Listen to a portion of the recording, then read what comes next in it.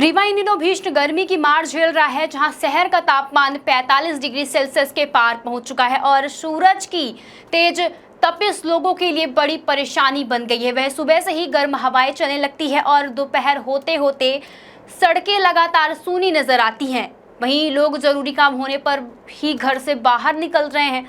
वहीं बाजार में भी पहले के जैसे हलचल नहीं देखने को मिल रही है। क्या आपको बोरवेल करवाना है लेकिन लोकल और सस्ते पाइप्स लगाकर हो गए हैं परेशान? तो अब आपके शहर में आया है न्यूट्रॉन 40 kg बोरवेल पाइप। दमदार क्वालिटी के साथ 10 साल की गारंटी, ज्यादा मजबूती और लंबी उम्र का वादा। तो अगली बार बोरवेल करवाएं, केसिंग पाइप सिर्फ न्यूट्रॉन 40 kg ही लगवाएं। वहीं लू ने आम जनजीवन को बुरी तरह से प्रभावित कर दिया है। खासकर बच्चे, बुजुर्ग और बीमार लोग इस मौसम से सबसे ज्यादा परेशान हैं। भीषण गर्मी का असर अब लोगों की सेहत पर साफ तौर पर देखने को मिलने लगा है, जहां अस्पताल और क्लिनिक में सर दर्द, चक्कर, उल्टी, डिहाइड्रेशन और लू लगने के मरीज की संख्या लगातार बढ़ती जा रही है।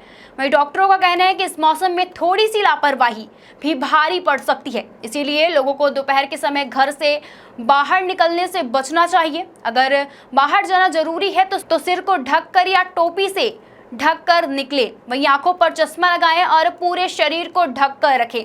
वहीं डॉक्टरों ने दिन भर ज्यादा से ज्यादा पानी पीने और ORL, नींबू पानी, छाछ और अन्य तरल पदार्थ लेने की सलाह भी दी है, ताकि शरीर में पानी की कमी न हो। वहीं साथ ही बाहर की खुली, बासी और तली भुनी चीजों से बचने को भी कहा गया है। वहीं विशेषज्ञों का मानना है कि बढ़ती गर्मी की एक बड़ी वजह शहर में तेजी से कम हो रही हरियाली भी है। वहीं पेड़ की कटाई और कटते कंक्रीट के कारण तापमान लगातार बढ़ता जा रहा है। फिलहाल रीवा के लोग बारिश और ठंड हवाओं का इंतजार कर रहे हैं। वहीं तब तक सावधानी और सतर्कता ही सबसे बड़ा बचाव है। गर्मी की जो शुरुआत है, हम लोग डॉक्टर लोग, मेडिकल प्रोफेशनल लोग ये मानते हैं कि गर्मी के पहले का जो सीजन रहता है ठंड का, उसमें केवल हल्के वायरल इन्फेक्शन होते हैं।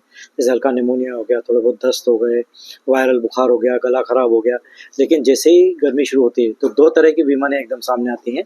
पहला है संक्रमण और दूसरा है निर्जलीकरण। निर्जलीकरण यानी डिहाइड्रेशन। कई बार बुखार के बहुत ज़्यादा तेज जो बुखार अपन देखते हैं कि हाइपर पायरेक्सिया बोलते हैं, 106 बुखार हो गया, उसमें हम लोग देखते हैं कई बार एंटीबायोटिक की भी जरूरत रहती है। आदमी काम करता रहता है, पानी नहीं पीता है, पानी की कमी के कारण डिहाइड्रेशन हो जाता है, हीट स्ट्रोक हो जाता है, उसी कारण बुखार आने लगता है। और इस टाइम पे सबसे मैं यही रिक्वेस्ट करूँगा कि पानी की अपनी मात्रा बराबर लेते रहें।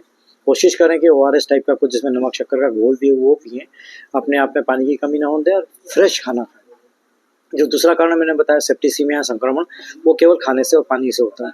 जैसे पानी साफ पिएंगे तो पीलिया और पेट वाले इन्फेक्शन से डायरिया हो गया, डिसेंट्री हो गई, पेचिस जिसको बोलते हैं वो हो गई, उल्टी, दस्त, फूड पॉइजनिंग, ये नहीं होगा। और बाहर का खाना कोशिश करके कम खाएं। तो बाहर का खाना की जरूरत भी पड़े, आप घर से बाहर हैं, जरूरी खाना, तो ये पहले मालूम कर लें।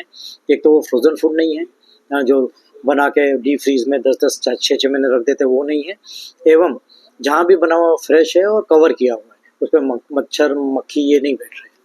सर, हार्ट के पेशेंट अपने को कैसे सुरक्षित रखें? एक गर्मी का भी मौसम है और हीट स्ट्रोक और हार्ट दोनों ही बहुत इंपॉर्टेंट है।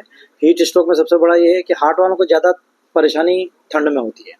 जो 90% हार्ट अटैक्स होते हैं ना, वो ठंड में ज़्यादा होते हैं, गर्मी में कम होते हैं। पर हीट स्ट्रोक बहुत होता है गर्मी में। वही उसमें अगर पानी का अपना ठीक इंटेक नहीं होगा या पानी टाइम पे नहीं पीते रहेंगे या तेज़ बुखार आएगा, तेज़ बुखार के कारण भी डिहाइड्रेशन होता है, पानी नहीं पीने के बाद डिहाइड्रेशन होता है, उल्टी, दस्त से भी डिहाइड्रेशन होता है, पेचिस से भी डिहाइड्रेशन होता है। ये चारों चीज़ें में कुछ भी है तो उतना अपने को पानी का इंटेक, ORS का इंटेक बढ़ाना पड़ेगा। और जहाँ भी जाएं थोड़ा अपने आप को कवर करके जाएं। बहुत तेज़ धूप में लगातार ना निकलें। काम करना हो तो थोड़ा छाया में रह के काम करें। कई बार आदमी काम के चक्कर में तेज़ धूप में काम करता रहता है, पानी भी नहीं पीता है, वो सबसे बड़ा कारण है डिहाइड्रेशन और हीट स्ट्रोक का।